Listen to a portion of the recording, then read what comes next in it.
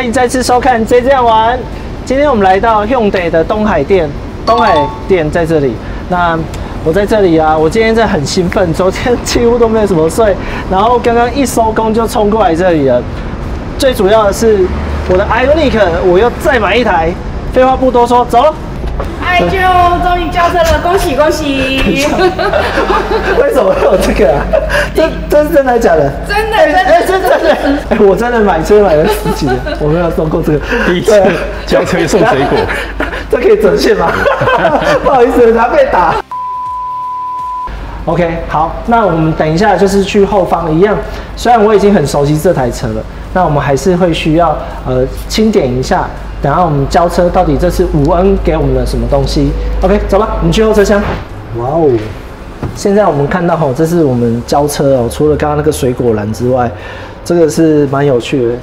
我觉得最让我意外是原厂居然有行李网行李网。之前我们都去淘宝买，然后一样会有这个 V2L 室外的取电器，然后也有原厂的铝充。贵州那赶快，原厂铝充三脚架，我说真的超屌的，每次拖车钩都那么大，这是凶器吧？这你们要记得那个拖车钩吼放进去啊，它那个补胎剂吼全球灾情，这个瓶盖我要去确认一下是不是最新的。然后这次有反光背心的，这韩国进口的，我觉得很棒。然后遥控器的部分呢变蛋形的。哦，这是一个 Hyundai 的图案，撕掉这边会有个 N 的照片，我们之后再撕。然后一大堆的说明书，这个我都有。这个比较神奇，我本来以为是粉扑啦，粉饼。我想说，为什么要送我一块粉饼？就仔细看一下说明是皮革不卷尺，然后还送一个钥匙圈，我觉得很棒。这应该是杯子吧，我很喜欢这个哦。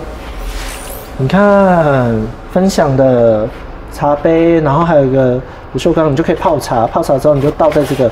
上次吼这个造成大家的轰动，我自己是主揪，我都没有拿到这一壶。OK， 好，接下来就是我车主的车主手册。好，这就没问题了。然后我有把，因为我常常上器材嘛，我有把那个 Ioniq 5的后车厢的海马垫放过来5N， 完全一模一样，真的很不错。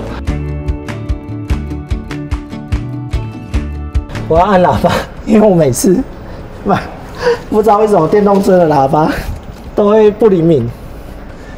等一下，哦，终于成功了，但是我还是觉得喇叭很小声，真的超兴奋的。听一下，哇，帅翻了，全黑的。哇，等一下，90%，然后只有334公里。哇，谢谢，喇叭是好的，拜拜，谢谢你，谢谢，哦，拜拜。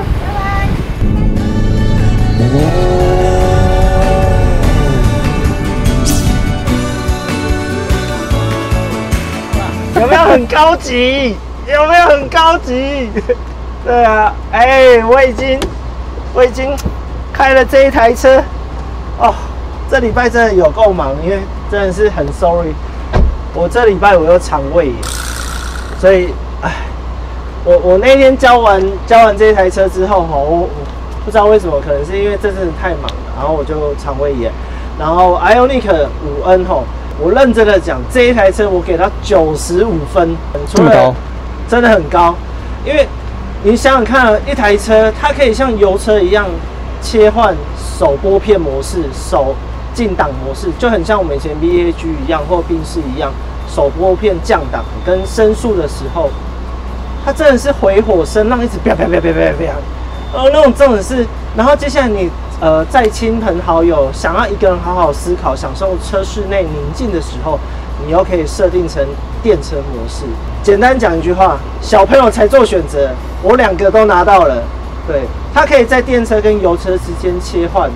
虽然灵魂当然还是有差一点点，但是真的油车的换挡顿挫，咚咚咚那种感觉哦，可能你转速1拉太久了，太满了，你突然降档或升档，你就撞一下，哦，它这个回馈感是超大力的。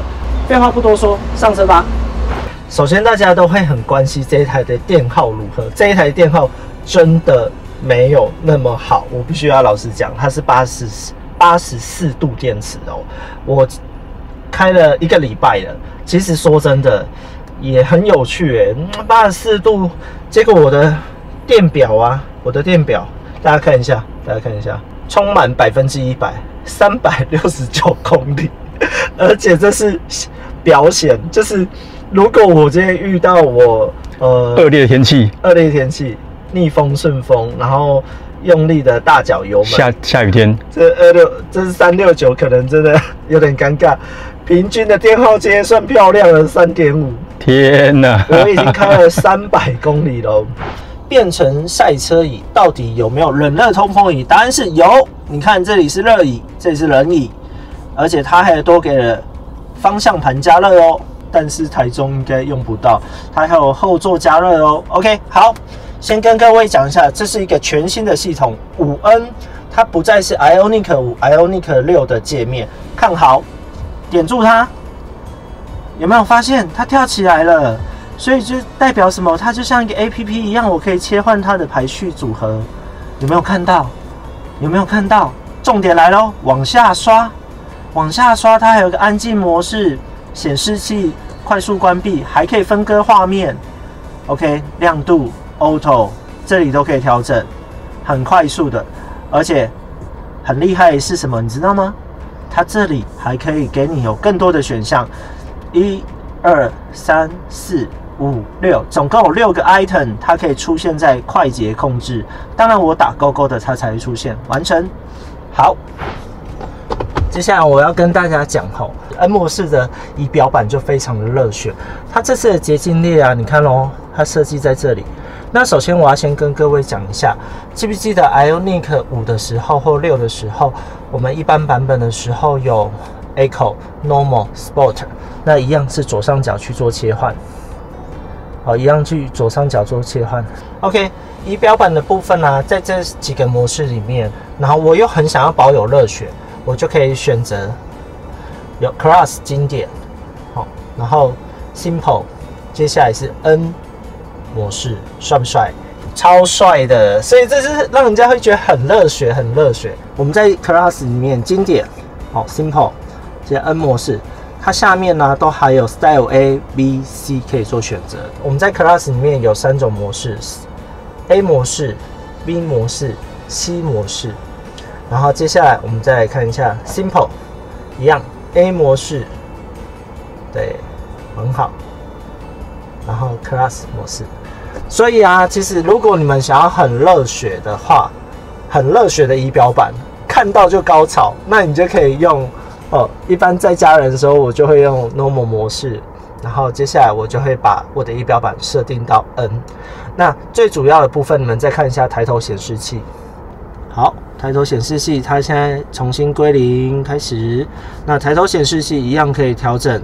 好，你看你们各位看一下哦，我觉得很棒的地方是，除了亮度之外，好，来，我现在调到它的亮度是1到20个，所以我现在调到最小，然后最亮。这是20个啊，平常我是调在15。那它很棒的地方是，它有水平哦，高度这是一定没问题的。那水平这里它也可以做调整，我觉得是非常棒的一件事情。你看，很好。然后抬头显示器它也会有不一样的选择内容哦，它可以有媒体资讯、通话、辅助、盲区。那抬头显示器会因为你所选的模式，它也会出现不一样的图案哦。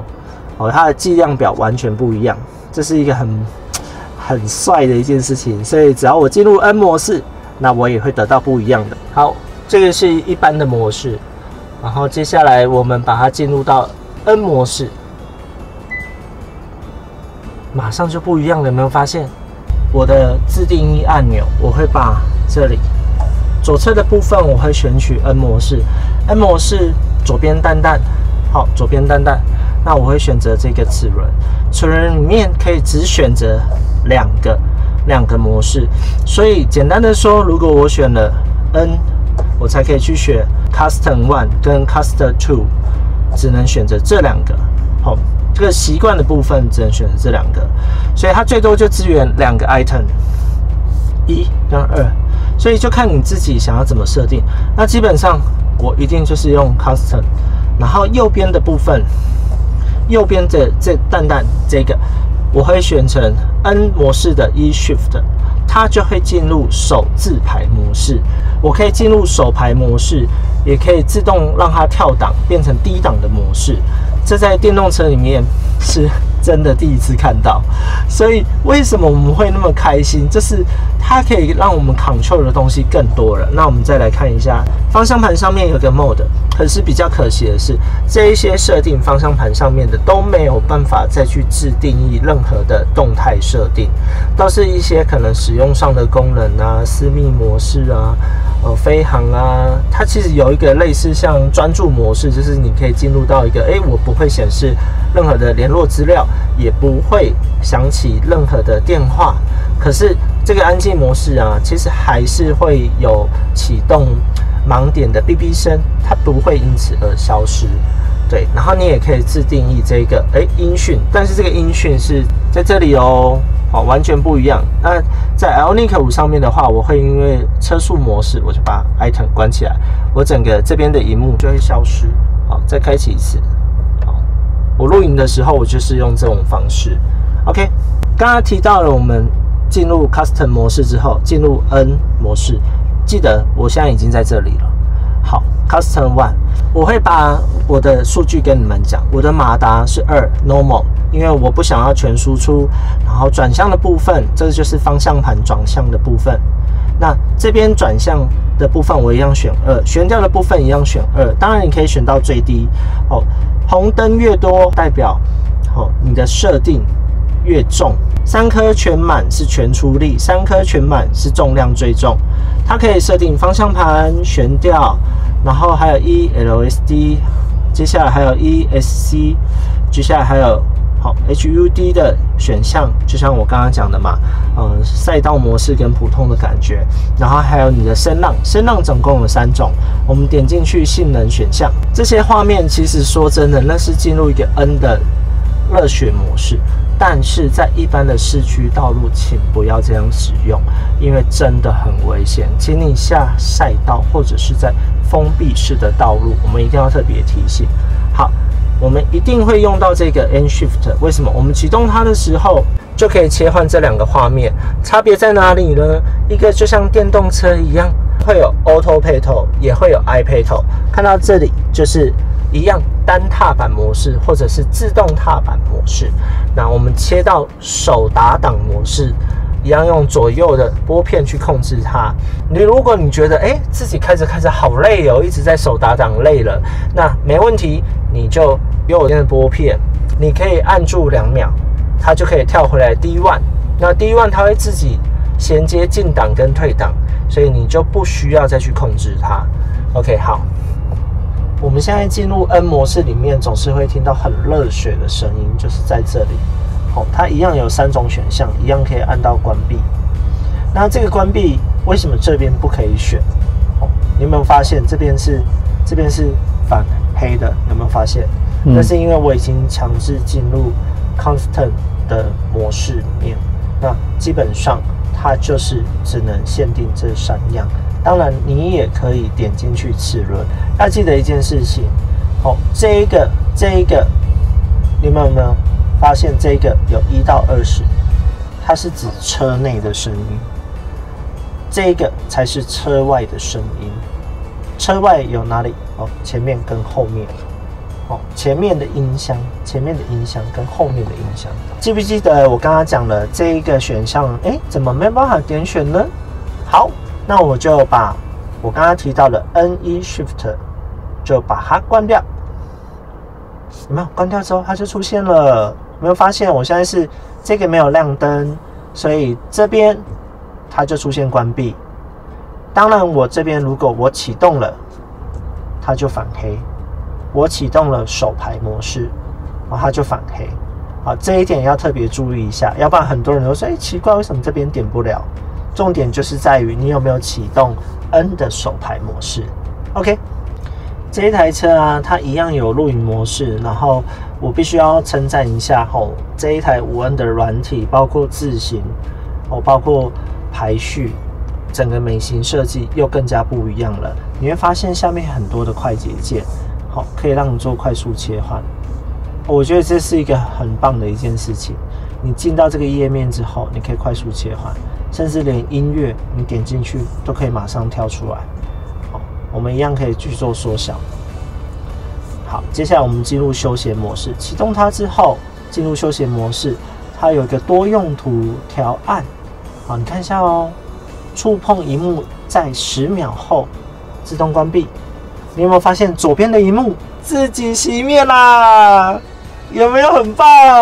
我们以后录影记不记得 Ioniq 5跟6的时候启动录影模式，这一个是没有办法关闭的，所以睡觉的时候我们都拿一块布把它盖上去，记不记得？好，我们再碰一下萤幕咯，亮起来了，而且你看哦，左边一样没有亮哦，左边一样是暗的哦，只有右边亮哦，有没有很棒、很贴心啊？给韩国车一个棒棒棒！以前我们的充电盖并没有这个实体按键，其实坦白讲，它是被偷掉了。其实国外真的都有它，所以我看了我就觉得很难过。我们只能用遥控器，但是这一次它变成蛋形遥控器，跟 Ioniq 6是一样的，它上面却没有任何的充电口遥控的功能，所以一样按住它就可以做启闭跟开关，或者是直接去充电口用手按压它。充电口的按键变得非常好按，好，那再加上车内有多出这个充电口的实体开关，我觉得这两个其实是蛮加分的。OK，Ioniq 5N 它这个设计是2025年的车款的设计咯，只是2025年的这个中传可以做滑移，好，但是 N 的部分它就没有做滑移。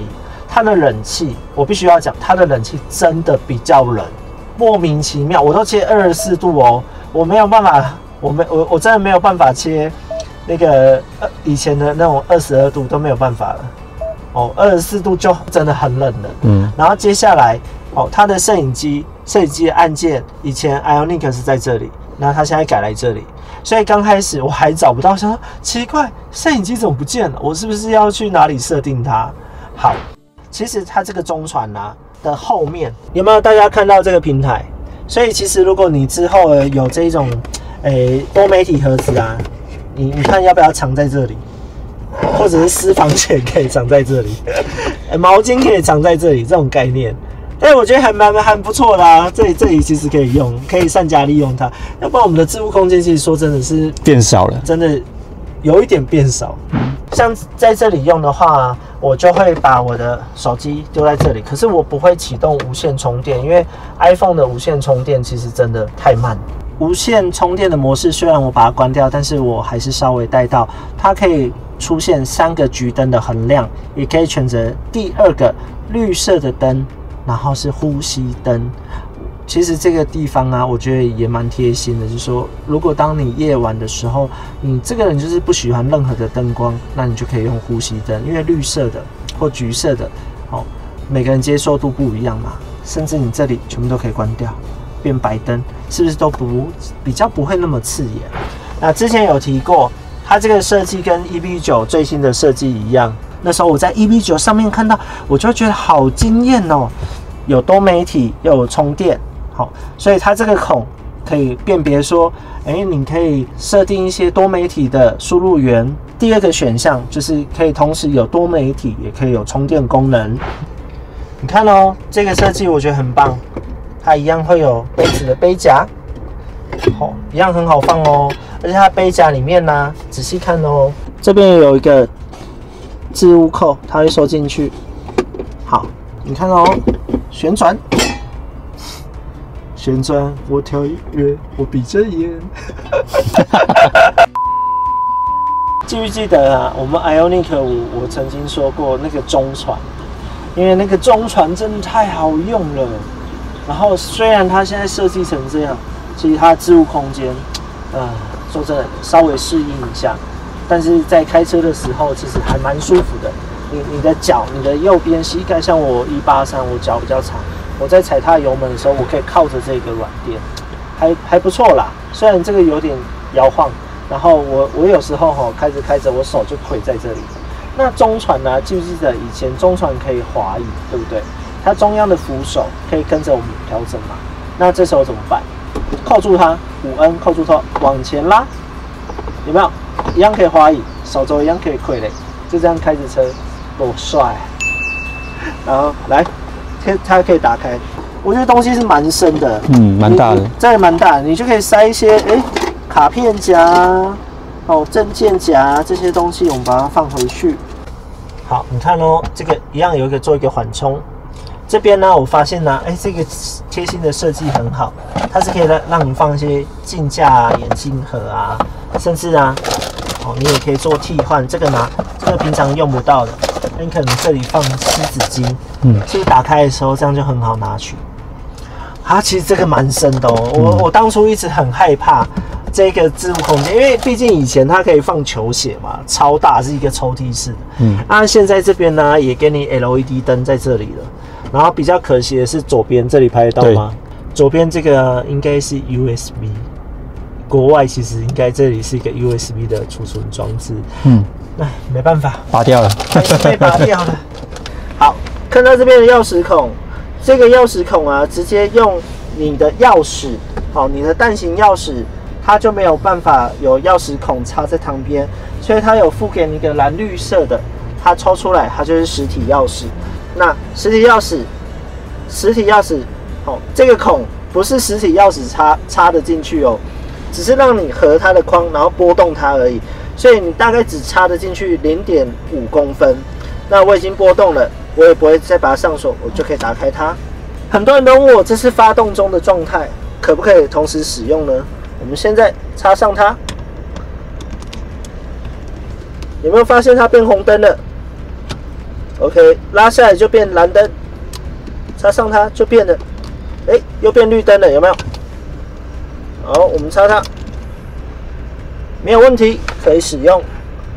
好，插上去，通电了。室内插座有没有看到？可以在行进间使用哦。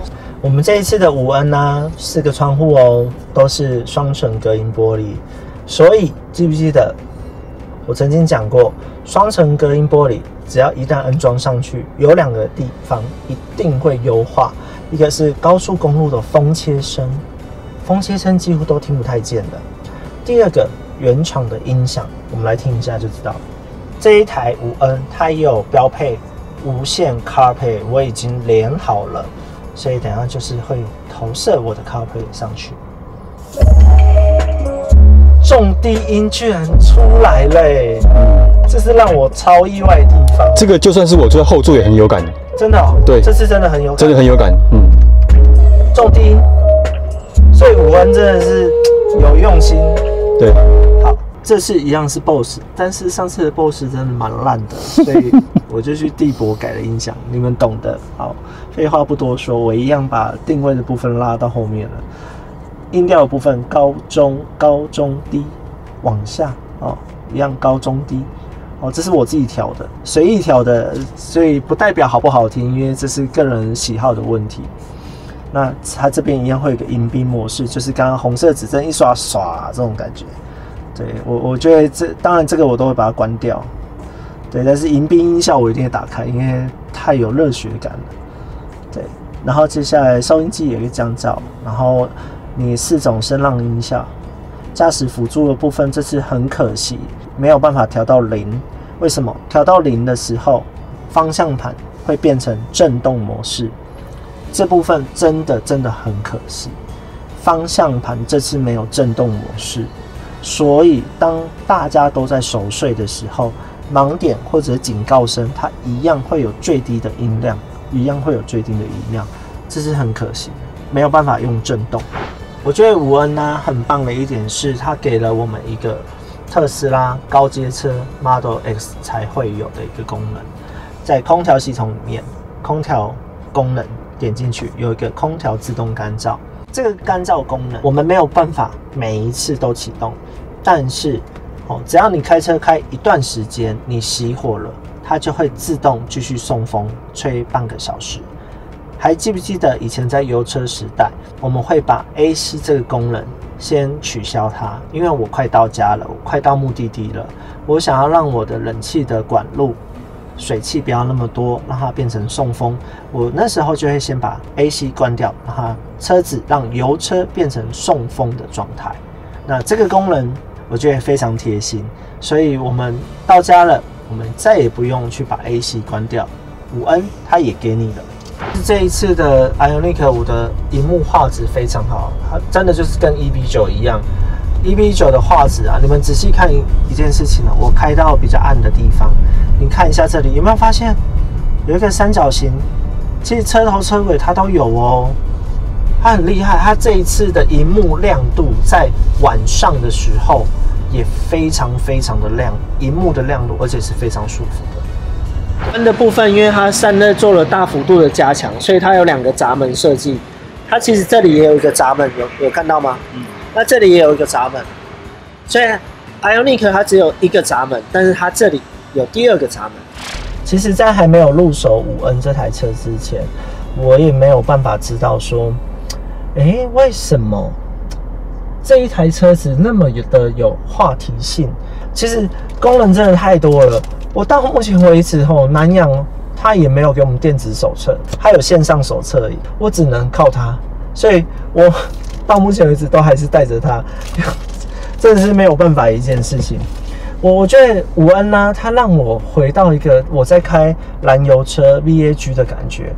这手拨片降档，然后升档，那个声浪拉转声，让我觉得我不是在开一台电动车。那你也会觉得说很奇怪，那你又想要电车，又想要油车，那你开了电车那么久，其实说真的有点倦怠，你知道吗？所以有时候我想要有点热血感的时候，它就只是快，它没有声浪，它也没有回火顿挫。我觉得这个是5N，它全部都给了我，而且它的自定义选项真的很多。我看着我的萤幕，看着马达温度，前马达温度多少，后马达温度多少，大电池的温度多少，还有居值表还有这样回火断油的计量表。每一个都是油车上面会看到的数据，那一种记忆点，就会觉得天哪，我好感动！你看，我还起鸡皮疙瘩，有没有看到？我还起鸡皮疙瘩，就是你会觉得开这台车好享受哦。没想到电动车 Ioniq 5N 它真的做到了。这台车说真的 ，CP 值260万，650匹。又有一个 NGB 红色的按钮，点下去10秒内圣人模式、狂暴模式最大输出。我觉得一再的给我们很多不同的体验，不再是开一台电动车。这一台5N非常值得推荐。OK， 有什么问题在下面留言。就这样咯，拜拜。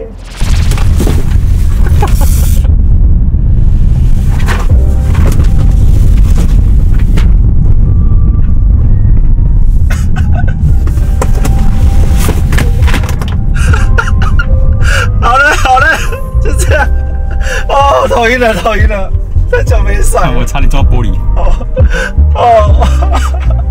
OK，就这样。